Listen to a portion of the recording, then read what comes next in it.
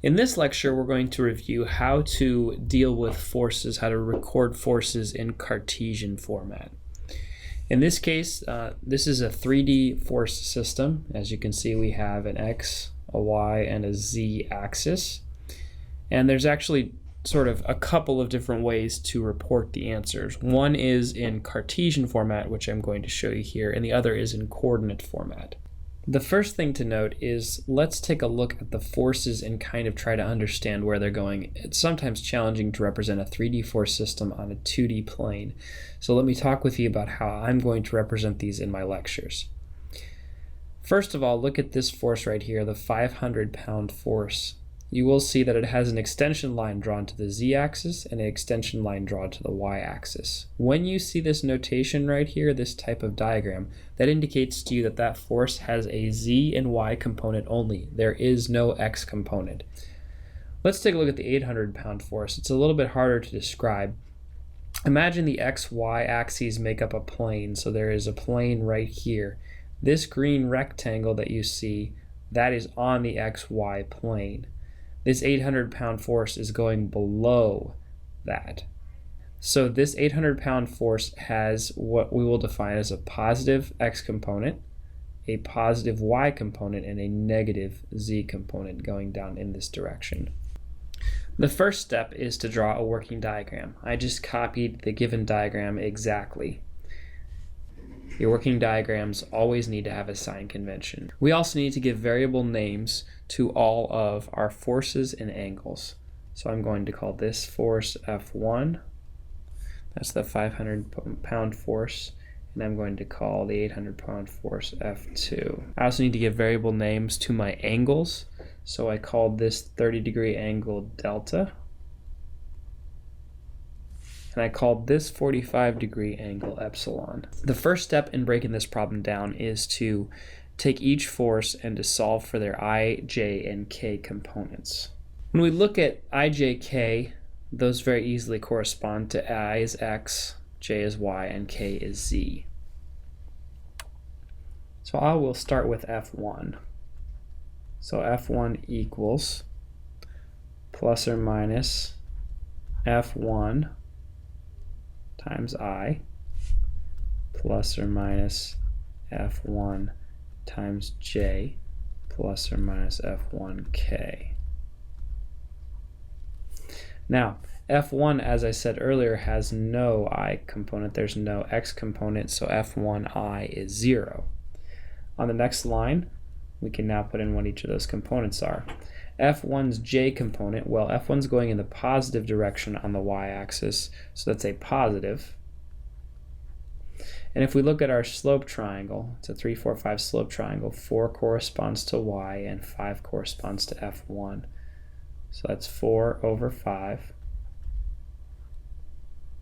times F1 J. If we look at our K component is also positive. It's going in the positive z direction.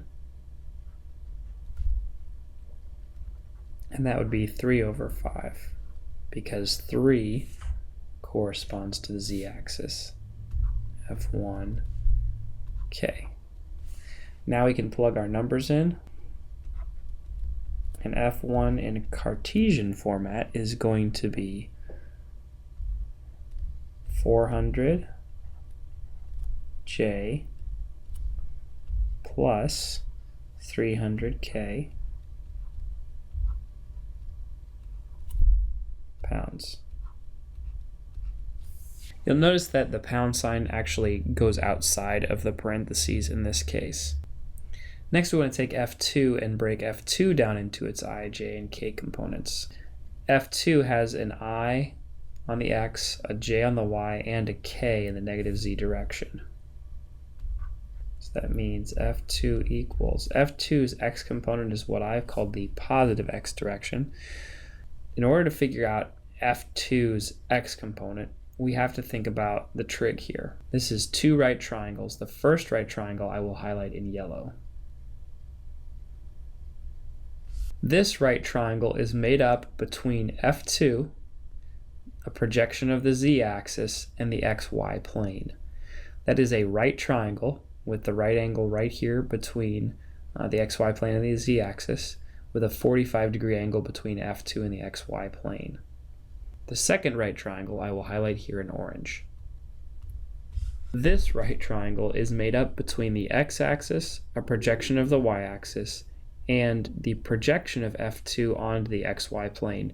This is what F2, this green line right here between the yellow and green and orange triangles, is what F2 would look like if we looked straight down from the top of this picture, straight down from the z-axis.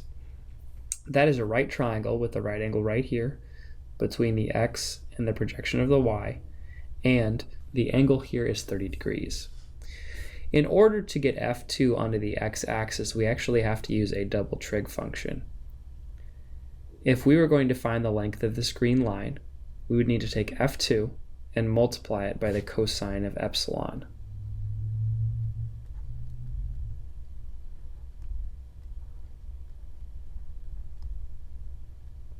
Now we have to be careful here because F2 times the cosine of epsilon, cosine is adjacent side, so that would only give us that green line. And that green line is not the I component of F2, it is just a projection of F2. If we wanted to take that green line and then figure out how much of it was on the x-axis, we need to multiply it again by another trig function. And once again, this is the adjacent side since it's touching that angle, so that is going to be cosine of delta.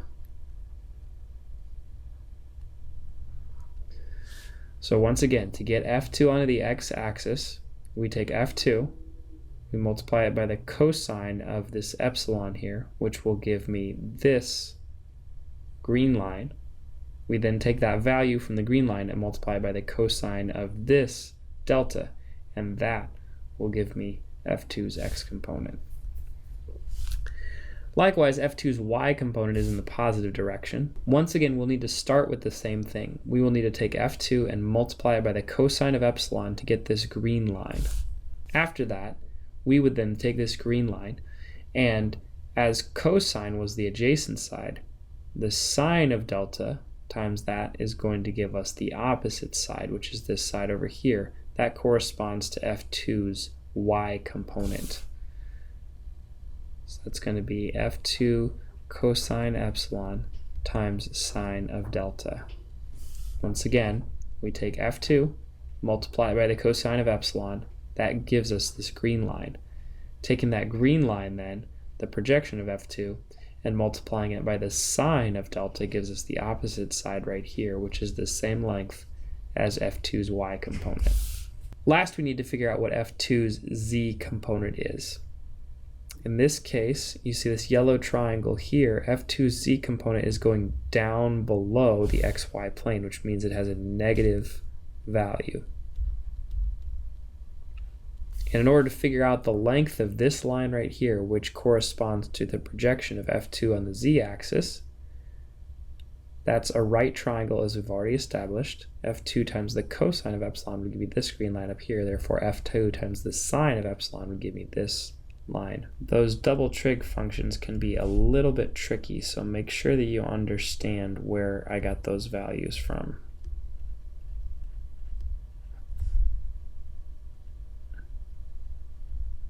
The cosine of 45 degrees times the cosine of 30 degrees plus 800 pounds times the cosine of 45 degrees times the sine of 30 degrees. 800 pounds times the sine of 45 degrees.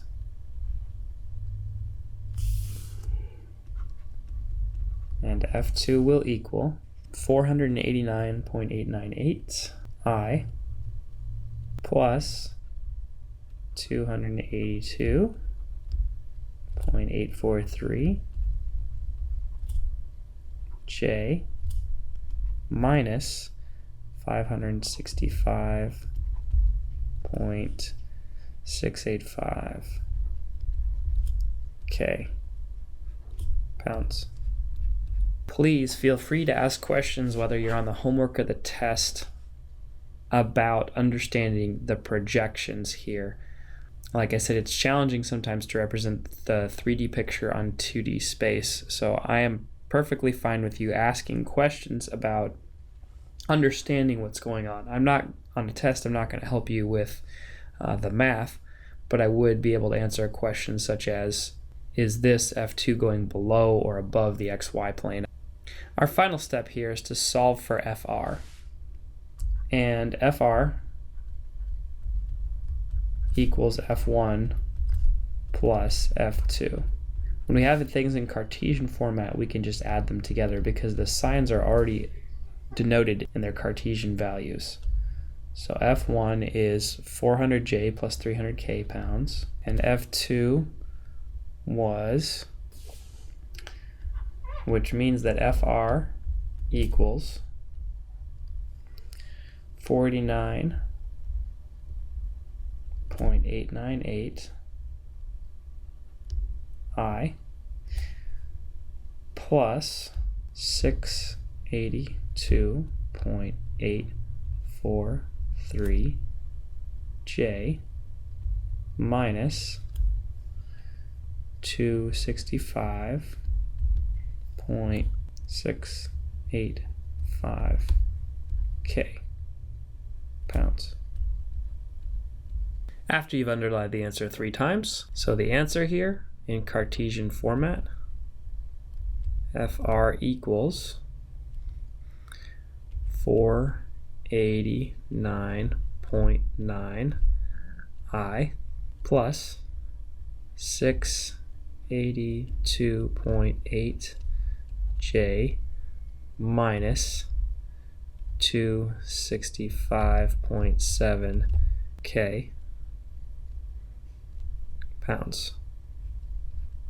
So there we have it in Cartesian format. There's nothing terribly tricky about Cartesian format. You just need to keep in mind that I goes with X, J goes with Y, and K goes with Z.